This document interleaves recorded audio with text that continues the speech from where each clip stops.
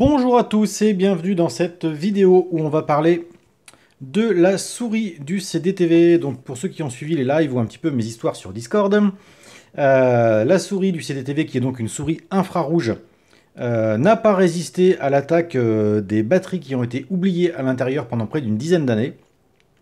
Ce qui fait que je n'ai pas pu la réparer en tant que souris infrarouge, donc je l'ai transformée en souris optique.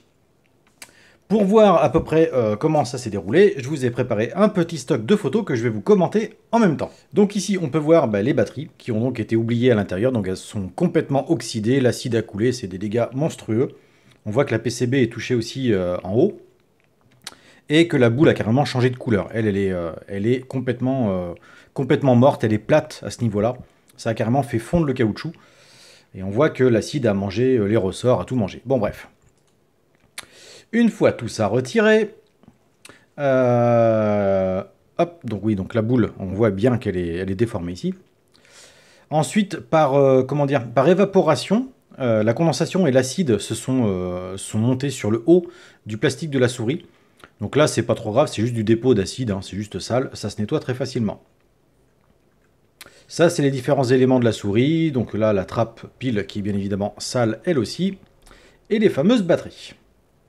Ici, on peut donc voir la souris. On a donc la partie haute, PCB basse. La PCB haute gère tout ce qui est infrarouge et fonction de la souris. La PCB basse permet de recevoir les deux switches pour clic droit, clic gauche, la LED infrarouge, les molettes pour les axes X et Y, et le bouton qui sert à activer la souris quand elle se met en veille. Donc là, on peut voir que l'acide a mangé les pattes des switches. Ça, c'est pas gênant puisque j'avais l'intention de les changer.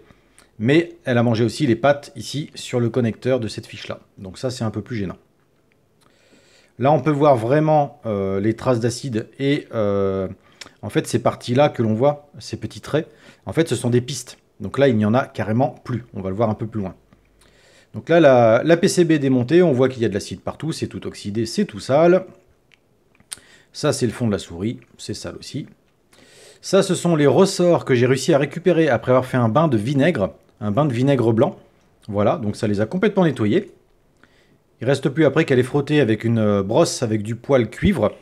Et ensuite un peu de WD-40 pour le stabiliser. Ça fait largement l'affaire. Donc on voit qu'il n'y a plus de traces d'oxydation sur les contacts ici, ni là. Donc là, c'est parfaitement propre.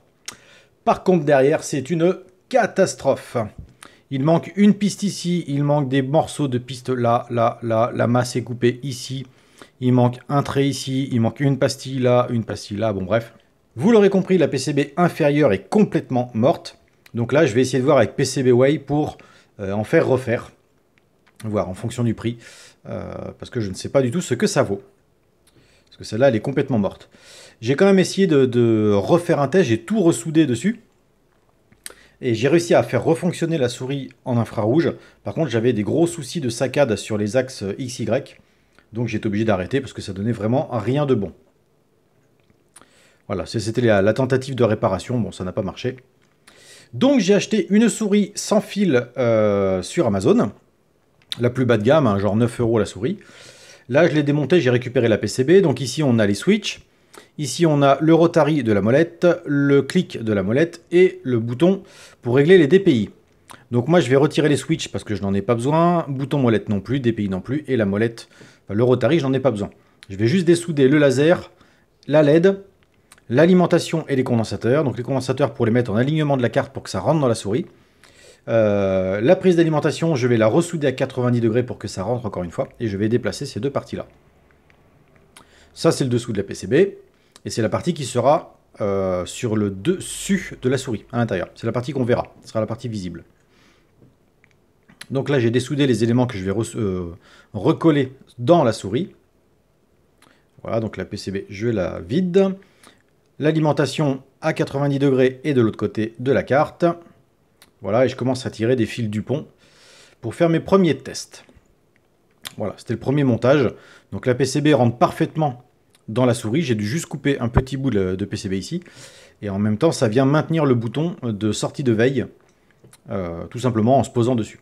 Et ça passe pile poil au niveau du puits de serrage de la vis de fermeture de la souris. Là, on peut voir que j'ai remis la vieille PCB à l'intérieur. J'ai ressoudé des switches neufs. J'ai collé à la colle chaude le système optique et la LED. Alors l'idée, encore une fois, c'était de rendre la souris fonctionnelle, mais sans la modifier. Si un jour je veux la repasser en infrarouge, il n'y a aucune modification à faire, j'ai juste à retirer la colle chaude, et c'est parti.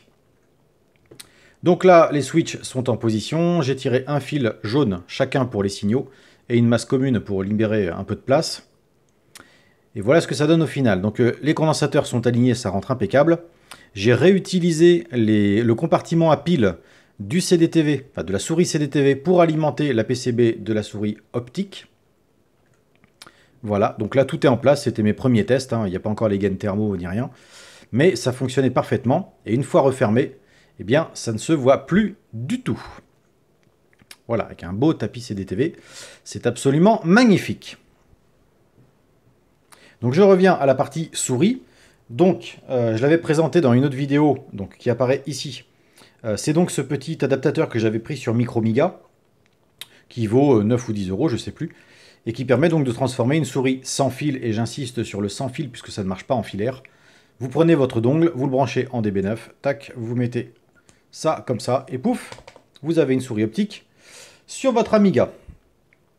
Autre chose un peu drôle, c'est que du coup, comme je n'ai pas voulu abîmer la molette de serrage qui se met en dessous, il faut que j'en fasse une ou je la fasse imprimer en 3D. Et pour ceux qui se souviennent des bundles de CD, on avait cette petite mousse en général qui était en haut, qui permettait au CD de ne pas bouger ou de ne pas faire de bruit. Eh bien, cette petite mousse fait exactement au millième de millimètre près le diamètre. Tac. Voilà, donc j'ai la mesure exacte de la bague à faire imprimer. Voilà, ça marcherait comme ça, mais ça frotte, donc c'est pas gênant. Donc c'est gênant, pardon. Donc il va falloir la faire recouper ou réimprimer en 3D. Donc voilà, c'était la modification de ma souris infrarouge de CDTV en souris optique. J'espère qu'on se reverra pour une prochaine vidéo où je repasserai la souris complètement en infrarouge, parce que ce serait vraiment le top du top. En attendant, je vous remercie d'avoir regardé cette vidéo, et je vous dis à très bientôt.